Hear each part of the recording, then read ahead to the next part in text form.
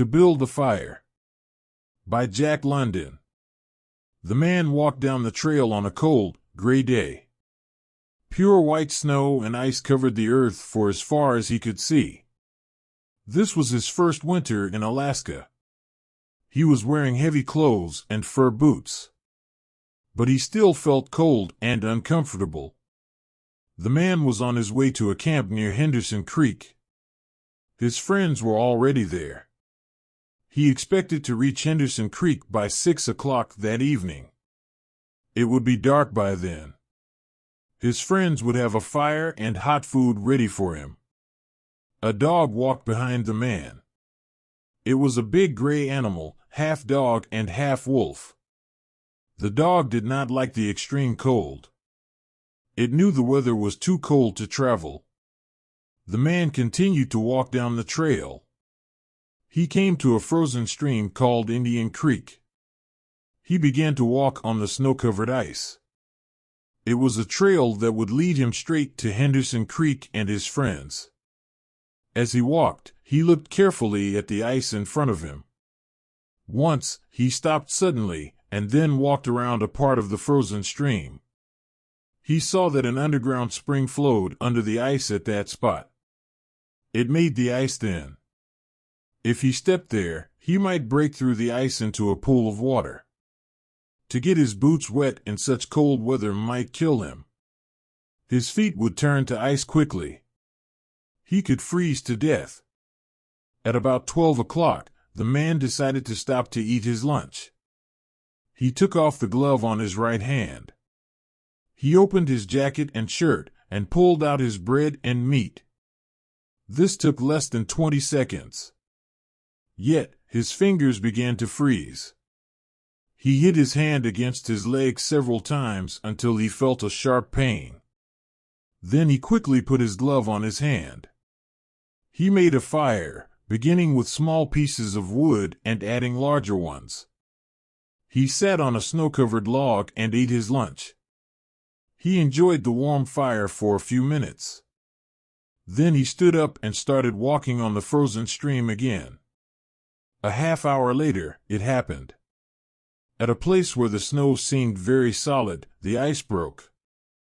The man's feet sank into the water. It was not deep, but his legs got wet to the knees. The man was angry. The accident would delay his arrival at the camp.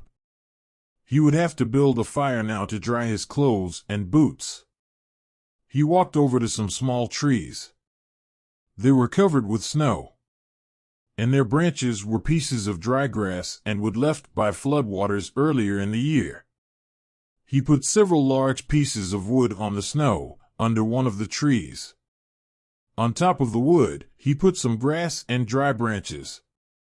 He pulled off his gloves, took out his matches, and lighted the fire. He fed the young flame with more wood. As the fire grew stronger, he gave it larger pieces of wood. He worked slowly and carefully. At 60 degrees below zero, a man with wet feet must not fail in his first attempt to build a fire. While he was walking, his blood had kept all parts of his body warm. Now that he had stopped, cold was forcing his blood to withdraw deeper into his body.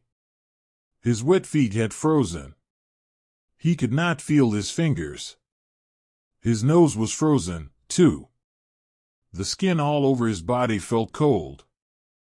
Now, however, his fire was beginning to burn more strongly. He was safe. He sat under the tree and thought of the old men in Fairbanks. The old men had told him that no man should travel alone in the Yukon when the temperature is 60 degrees below zero. Yet here he was.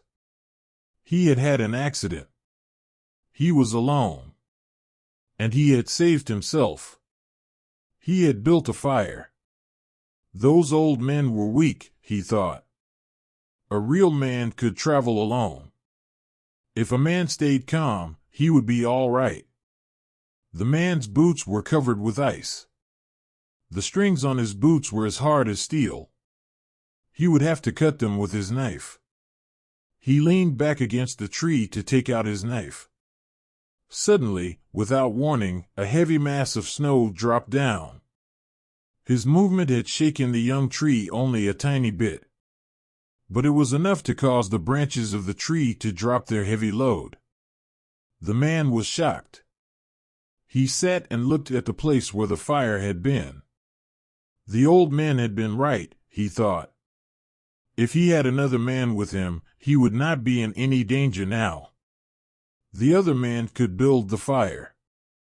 Well, it was up to him to build the fire again. This time, he must not fail. The man collected more wood. He reached into his pocket for the matches, but his fingers were frozen. He could not hold them. He began to hit his hands with all his force against his legs. After a while, feeling came back to his fingers. The man reached again into his pocket for the matches, but the tremendous cold quickly drove the life out of his fingers. All the matches fell onto the snow. He tried to pick one up, but failed. The man pulled on his glove and again beat his hand against his leg. Then he took the gloves off both hands and picked up all the matches. He gathered them together. Holding them with both hands, he scratched the matches along his leg. They immediately caught fire. He held the blazing matches to a piece of wood. After a while, he became aware that he could smell his hands burning. Then he began to feel the pain. He opened his hands, and the blazing matches fell onto the snow. The flame went out in a puff of gray smoke. The man looked up. The dog was still watching him. The man got an idea. He would kill the dog and bury his hands inside its warm body. When the feeling came back to his fingers, he could build another fire. He called to the dog. The dog heard danger in the man's voice. It backed away. The man called again.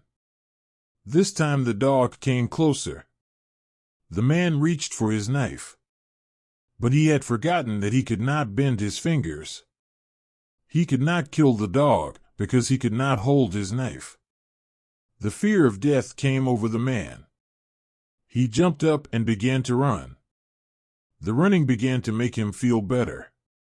Maybe running would make his feet warm. If he ran far enough, he would reach his friends at Henderson Creek. They would take care of him. It felt strange to run and not feel his feet when they hit the ground. He fell several times. He decided to rest a while. As he lay in the snow, he noticed that he was not shaking. He could not feel his nose or fingers or feet. Yet, he was feeling quite warm and comfortable. He realized he was going to die. Well, he decided, he might as well take it like a man. There were worse ways to die. The man closed his eyes and floated into the most comfortable sleep he had ever known. The dog sat facing him, waiting. Finally, the dog moved closer to the man and caught the smell of death. The animal threw back its head. It let out a long, soft cry to the cold stars in the black sky. And then it tuned and ran toward Henderson Creek, where it knew there was food and a fire. The end.